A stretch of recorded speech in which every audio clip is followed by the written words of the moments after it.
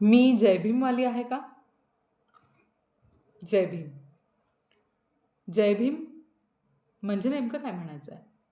अच्छा, जय भीमच्या आडून जात विचारताय का? नाही हो, मी त्या जातीची नाही आहे. का तुम्ही महापुरुषांना एखाद्या जातीत किंवा रंगात बांधताय? निळा माझा, पांढरा तुझा. बस करा ना आता हे, बंद करा, बस झालं. जग खूप बदललंय. तुम्ही कधी बदलणार? डॉक्टर बाबासाहेब आंबेडकर, भीमराव समजण्यासाठी जातीची गरज अजिबात नाही आहे. गरज आहे ती शिक्षण आणि संस्कारांची. अतिशय महत्त्वाचं म्हणजे संस्कारांची. हो. आणि हेच माझ्यावरती झालेत लहानपणापासून माझ्या घरातून. त्यामुळे डॉक्टर बाबासाहेब आंबेडकर हे आम्हाला विशिष्ट जातीचे किंवा वेगळे कधीच वाटत नाहीत. ते आमचे आदर्श आहेत, असायला हवेत आणि तुमचेही असायला हवेत. तर नमस्कार मंडळी, स्वागत आहे आजच्या व्हिडिओमध्ये. सविनय जय भीम.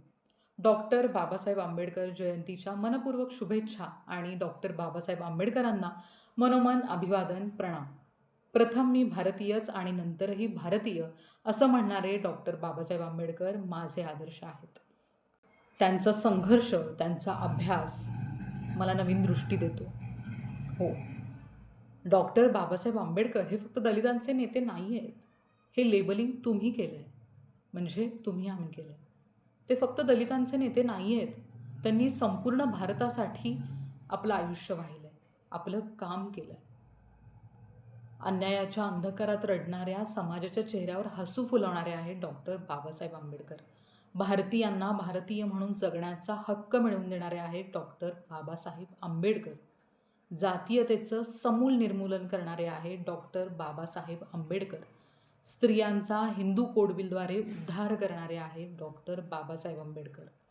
कायदे पंडित, असंख्य डिग्री घेऊन उच्च शिक्षित होऊन जगात गाजावाजा असणारे आहेत डॉक्टर बाबासाहेब आंबेडकर.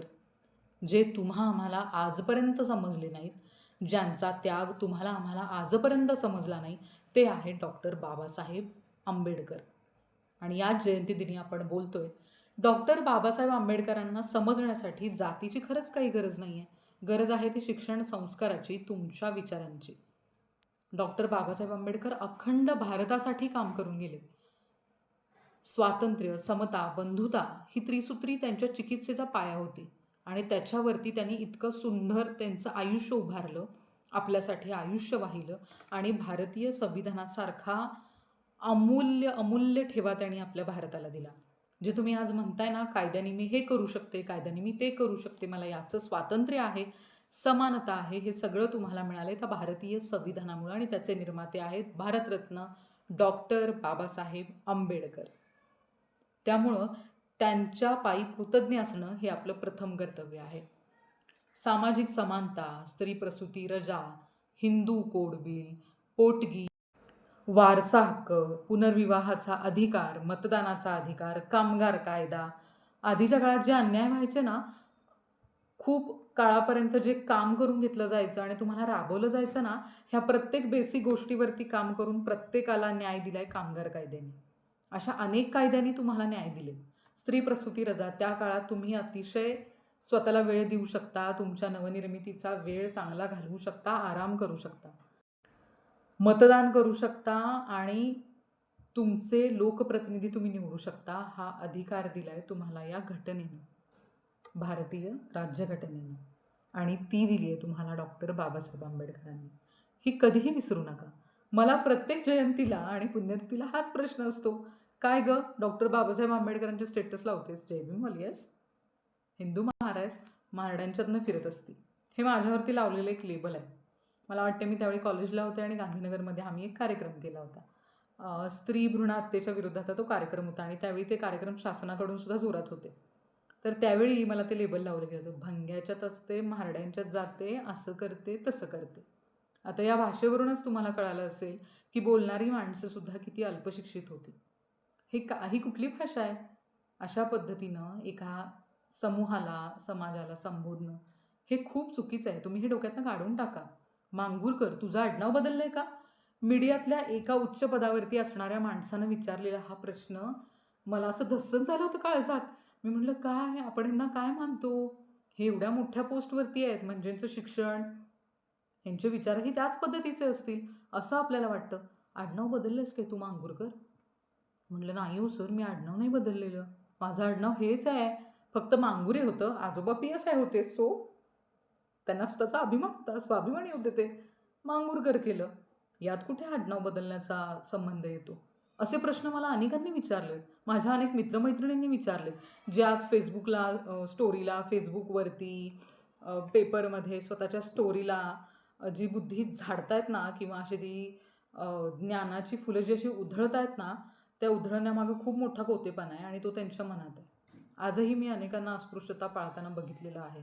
मित्रपरिवारांच्या मध्ये असेल, आणखी कोणाच्यामध्ये, हा असतो तिच्याबरोबर, ती तसलं जातीतनंच फिरते ती. झालं. हे एवढं म्हटलं की हे स्टँडर्ड झाले, हाय लेवलचे झाले. हा कुठला विचार, म्हणजे हे विचार आलेच कसे आणि हे कुठून आले? आमच्या घरी लहानपणापासून आम्हाला असं काहीच शिकवलं गेलेलं नाही आहे की हा त्या जातीचा आहे, कांबळे म्हणजे ह्यांना इथं ठेवायचं, ते म्हणजे त्यांना तिथं ठेवायचं, हे म्हणजे त्या कास्टचे असतात, असं आमच्यात कधीही झालेलं नाही. माझ्या बाबांचे मित्रसुद्धा तुम्हाला जास्त याच समुदायाचे किंवा याच समाजाचे दिसतील.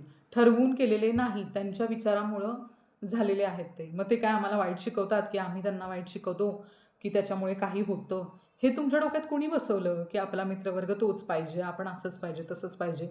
हे कृपया बदला.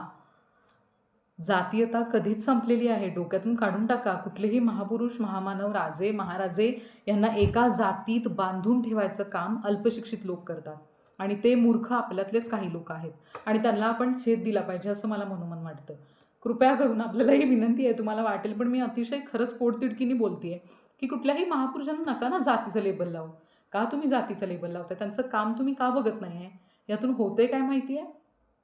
प्रत्येक ठिकाणी गट पडत जातात, जातीचे गट होतात, उपजाती, पोटजाती, आणि अगदी जरी सगळे एकत्र आले ना तरी बऱ्याचदा मनात तीच खतखत असते पाठीमागे, किंवा हा माझा समाज, हा तुझा समाज, असं बऱ्याचदा केलं जातं आणि ह्याच्यामुळं राजकारणाला खतपाणी मिळतं. असो, आज डॉक्टर बाबासाहेब आंबेडकरांच्या जयंतीनिमित्त मला खूप खूप बोलायचं होतं, पण तेवढा वेळ नाही आहे आणि उशीरही झाला आहे. पण मला जेवढं बोलायचं होतं ना, तर तेवढं नेमक्या पद्धतीनं मी बोलले असं मला वाटतं.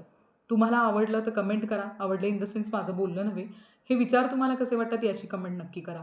डॉक्टर बाबासाहेब आंबेडकर हे दलितांचे नेते नव्हते. संपूर्ण महाराष्ट्राचे, अखंड भारताचे ते नेते आहेत आणि त्यांचं काम जितकं वाचावं, बोलावं, लिहावं तितकं खूप कमी आहे. या भारताला मिळालेला तो एक अमूल्य हिरा आहे. त्यामुळं डॉक्टर बाबासाहेब आंबेडकरांना मनोमन वंदन करते आणि थांबते. जय भीम.